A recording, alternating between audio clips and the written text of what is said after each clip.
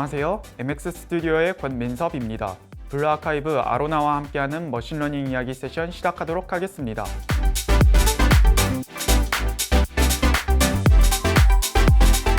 먼저 저는 2020년부터 MX 스튜디오에서 EPD 직속 머신러닝 엔지니어로 일하고 있는 권민섭이라고 합니다.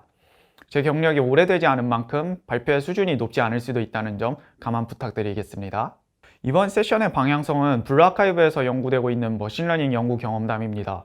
이 세션은 성공담이기도 하지만 실패담이기도 합니다.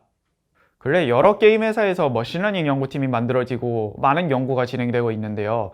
하지만 개발팀 내에 머신러닝 엔지니어로 소속되어 일하고 계신 분의 경험담은 아직 많이 찾을 수가 없었고요. 그걸 공유하기 위해 본 세션을 발표하게 되었습니다.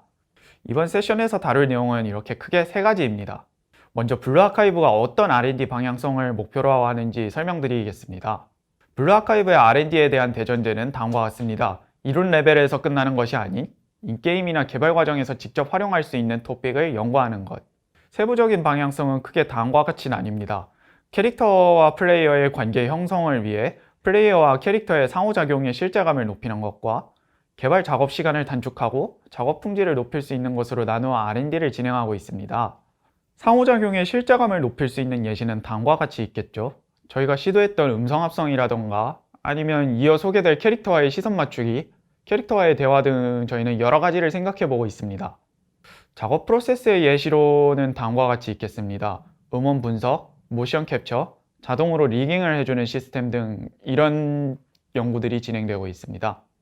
그럼 이어서 이런 머신러닝 모델들을 어떻게 연구하였는지에 대해 말씀드리겠습니다. 이번 세션에서 소개해드릴 R&D 항목들은 이렇게 다음과 같습니다. 먼저 서비스까지 연결되는 데 성공했던 음성합성 연구에 대해 발표하겠습니다. 먼저 음성합성이 구현된 캐릭터 아로나에 대해 설명해 드리겠습니다. 작년에 NDC에서 발표된 음성과 올해 패치된 버전의 음성을 한번 비교해 보면서 들어봐 주세요. こんにちは。私はアロナです。こんにちは先生。私はアロナです。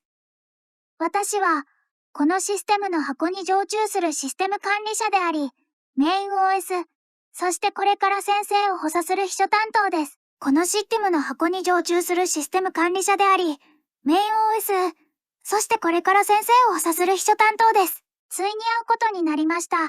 私はここで先生をずっと待っていました。ついに会うことになりました。私はここで先生をずっと待っていました。 네, 아로나는 게임 세계를 안내하는 캐릭터, 오퍼레이터의 역할을 합니다. 아로나는 태블릿 PC 안에서 주인공인 선생님을 보조해주는 역할의 오퍼레이터로 저희는 이러한 컨셉을 이용하여 다양한 컨텐츠를 만드는 것을 계획하고 있습니다. 그에 따른 컨텐츠 중 하나로 저희는 플레이어가 설정한 이름을 아로나가 직접 불러주는 것을 만들어 보았습니다. 아로나의 음성 합성으로 기대하는 요소를 다음과 같이 정리했습니다.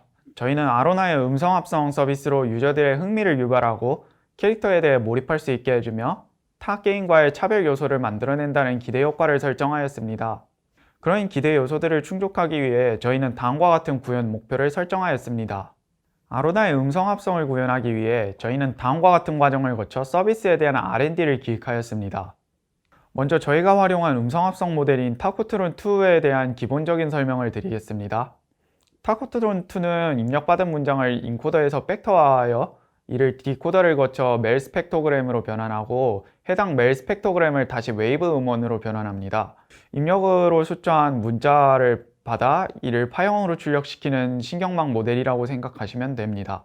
음성 합성에 사용될 신경망 모델을 선택하였으니 다음으로는 신경망을 학습시킬 데이터를 구성해야 했습니다.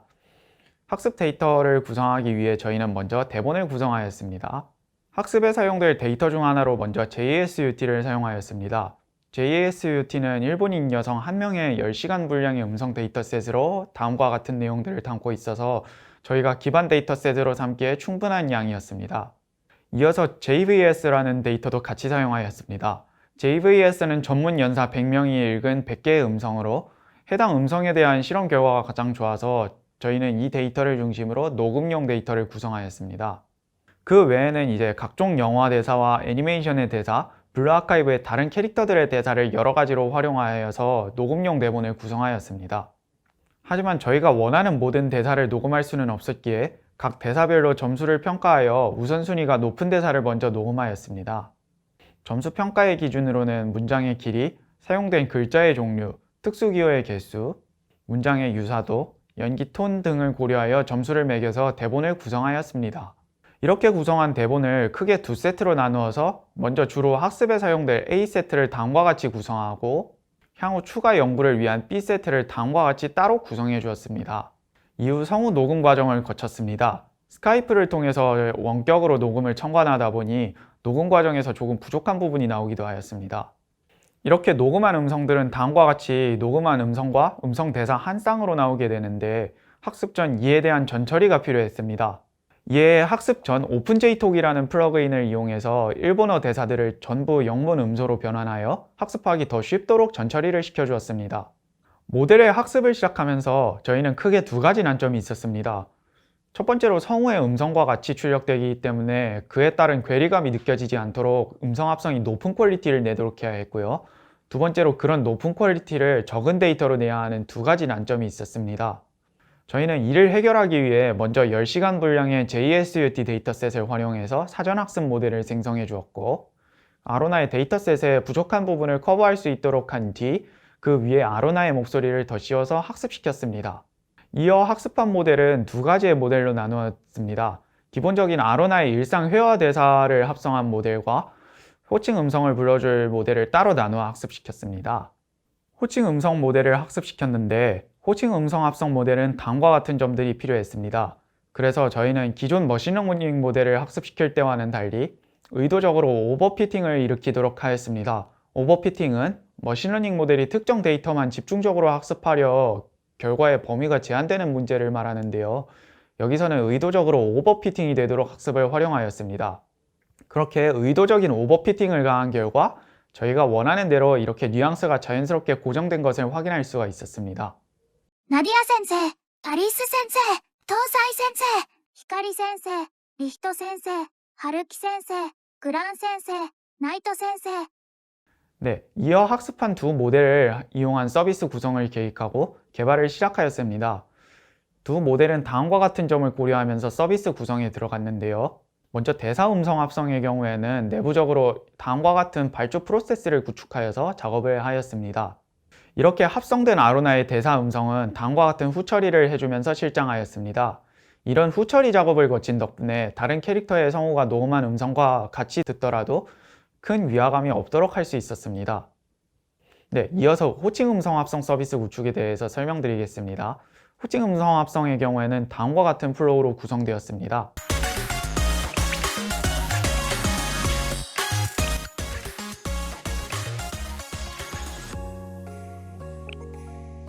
NEC 先生。NEC 先生、今日もお疲れ様です。 네, 호칭 음성 합성 서비스의 경우에는 이런 점을 고려하면서 구성하였는데요. 호칭 음성 합성 서버의 경우에는 다음과 같이 동작합니다. 먼저 클라이언트는 자신이 호칭 음성을 갖고 있지 않으면 S3 저장소에 음성이 있는지 확인을 하고 없다면 게임 서버에 합성 요청을 보냅니다. 게임 서버는 받은 음성 합성 요청을 TTS 서버에 전달하고 TTS 서버는 요청을 받은 호칭을 합성하여 S3 버킷에 업로드해 놓습니다. 게임 클라이언트는 다시 S3에서 요청한 호칭 음성이 있는지 확인하고 호칭 음성이 있을 경우에는 해당 파일을 다운로드합니다. 네, 이렇게 구성한 TTS 서버는 일본 서버 오픈 후 하루 동안 7만 개의 호칭을 합성했으며 유실된 요청은 없었습니다. 호칭 음성 합성에 대한 유저들의 반응은 다음과 같았습니다. 음성 합성 기능에 대해서 기사가 따로 나오기도 했고요. 전체적으로 호평이 많았으며 주된 평으로 캐릭터 게임에 있어서 가장 중요한 캐릭터의 설정과 합이 맞아 시너지를 내면서 성공한 요소였다고 평가되었습니다. 이후 서비스 개시 후 음성 합성 요청이 줄어든 만큼 인스턴스도 같이 줄이고 대사 음성 합성에서 발음이 틀리거나 TTS 서버에서 발생하는 버그를 수정하기도 하였고요. 아주 희귀한 확률로 닉네임의 해시코드가 겹치는 일이 발생하여 이렇게 인코드 방식을 바꿔주고요. 보코더 모델을 교체해서 아로나의 음성을 다음과 같이 업데이트하기도 하였습니다. こんにちは。私はアロナです。こんにちは。私はアロナです。 네, 이후 지속해서 추가적인 R&D를 시행해보고 있는데요. 그 일환으로 Fast Speech 2라는 다른 음성 합성 모델도 연구하여 도입해보고 있습니다. 해당 모델은 음정과 템포의 조절이 소폭 가능한데요. 저희는 이걸 엔지니어가 직접 조정하다 보니 아직은 좀 어색한 조절이 나왔습니다. 추가적인 실험과 노하우가 더 쌓이면 감정과 어투의 조절이 더 가능한 모델이 나오지 않을까 예상하며 연구 중에 있습니다.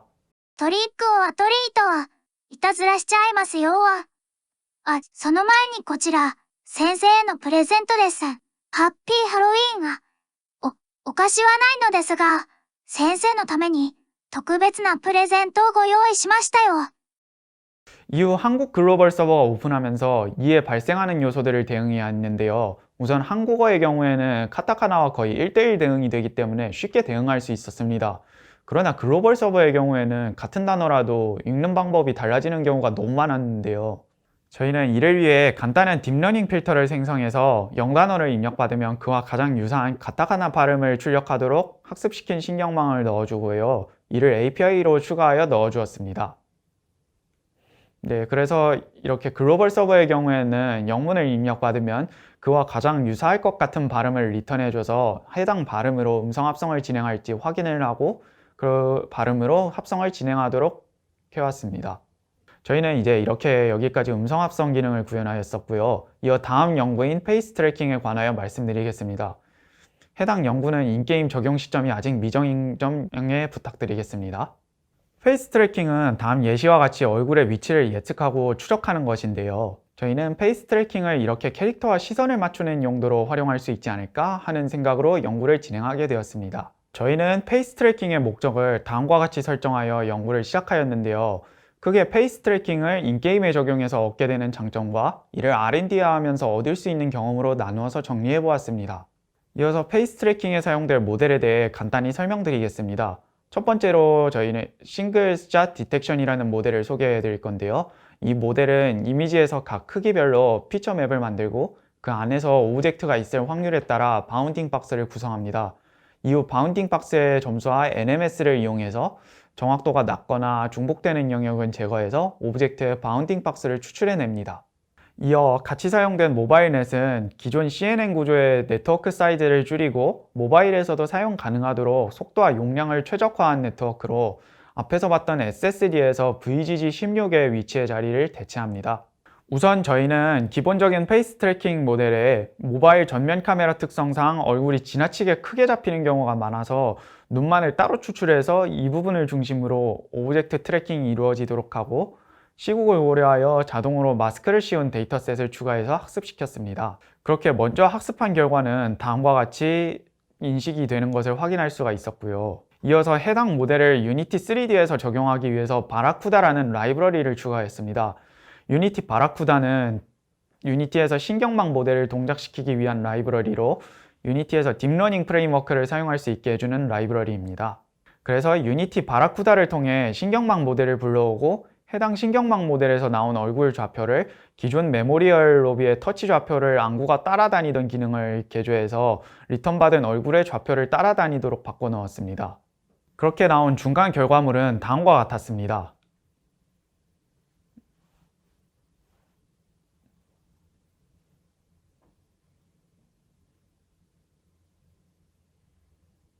이렇게 만든 중간 결과물에 대해서 저희는 아트팀과 기획팀에게 피드백을 받아서 받은 피드백을 정리해 본 결과 전체적으로 어색하다는 평이 좀 있었습니다. 이를 위해 다양한 해결책을 모색해 보다가 저희는 캐릭터의 몸이 같이 움직이면 어색함이 좀 덜할 것이다 라는 애니메이션 담당자분의 제안이 있었고요.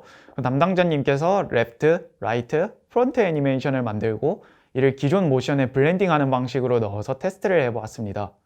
그래서 다음과 같은 테스트 결과가 나왔고 해당 방법을 적용하니 어느 정도 괜찮다는 평가가 나와서 현재 저희는 이 방향으로 연구를 진행 중에 있습니다.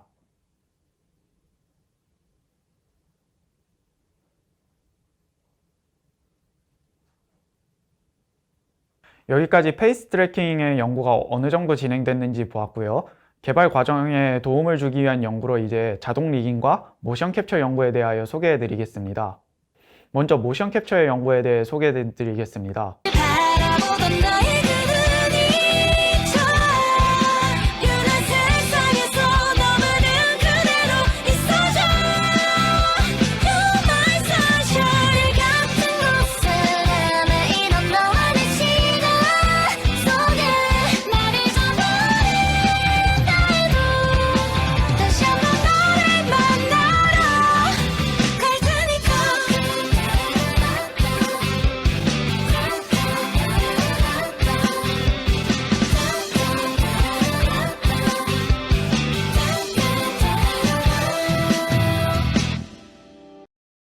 이렇게 보았듯이 저희는 영상을 입력받아서 모션을 캡처하는 연구를 진행하고 있는데요.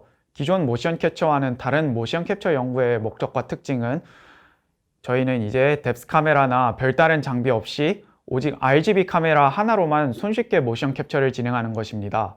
모든 애니메이션을 캡처할 정도로 정확한 게는 아니더라도 어느 정도 키프레임을 만드는 데 도움은 줄 수 있지 않을까라는 생각으로 연구를 시작하게 되었습니다. 모션 캡처의 경우에는 이렇게 다양한 모델의 연구가 진행되고 있는데요. 저희는 여기서 다음과 같은 조건으로 모델을 선별하였는데 모델을 선별한 결과 VNACT라는 모델을 선별하였습니다. VNACT는 이렇게 사람의 영역을 먼저 추출한 뒤 히트맵을 그리고 그 히트맵을 기반으로 3D 스켈레톤 포즈를 측정하는 모델입니다.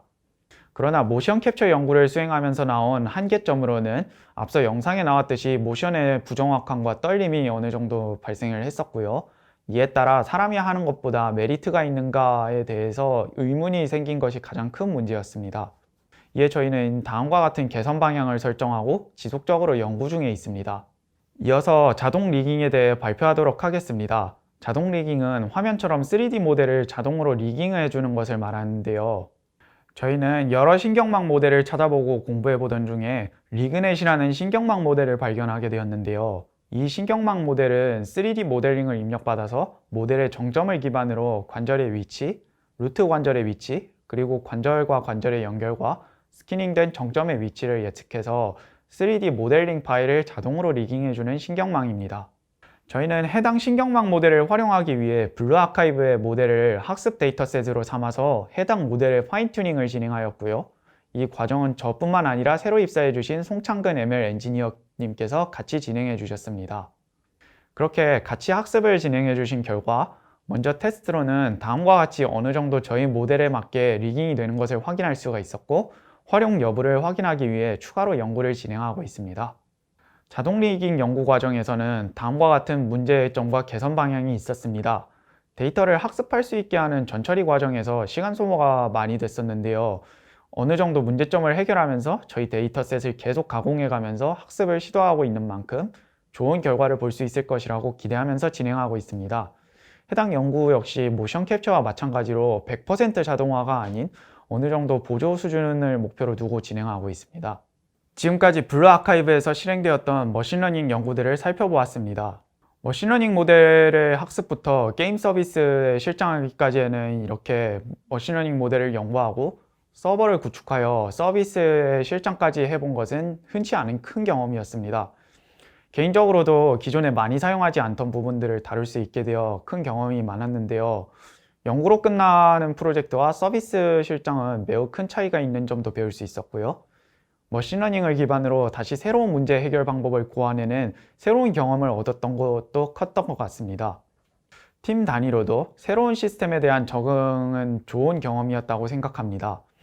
머신러닝으로 연구한 항목을 서비스에 적용하려면 다른 팀의 협조는 필수적이기 때문에 관련해서 합을 맞추는 것도 다른 팀에서는 흔히 보기 힘든 경험이라고 생각됩니다.